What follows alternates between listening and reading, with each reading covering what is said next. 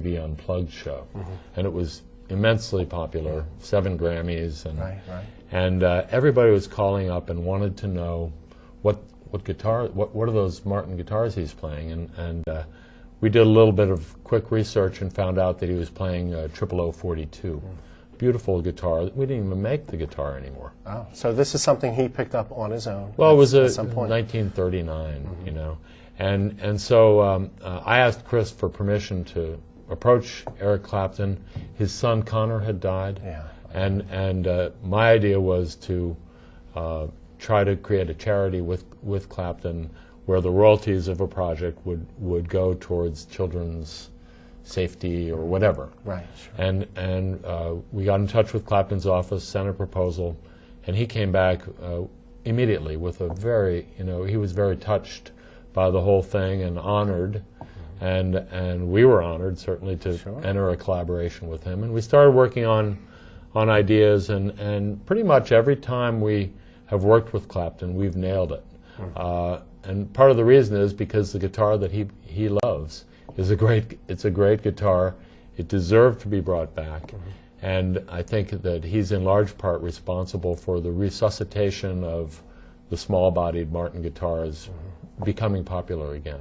Yeah. I've heard very nice things about Eric from people who personally know him as well. So I guess he's easy to work with. And he's famous. He's famous, right? And he's as famous. He can't walk down the street.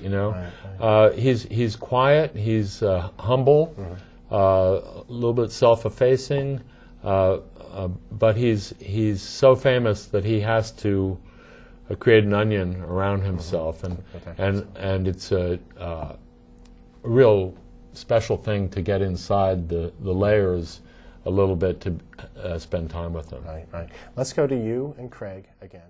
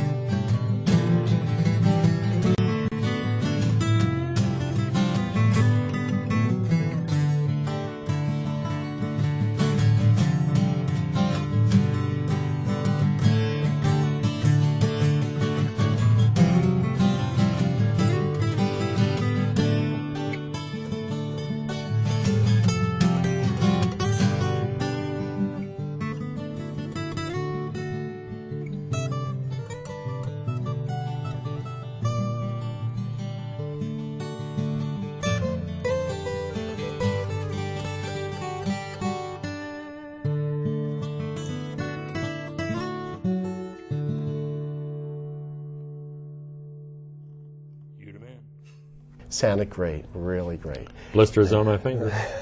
Right, okay. You're not supposed to have them at this point, right?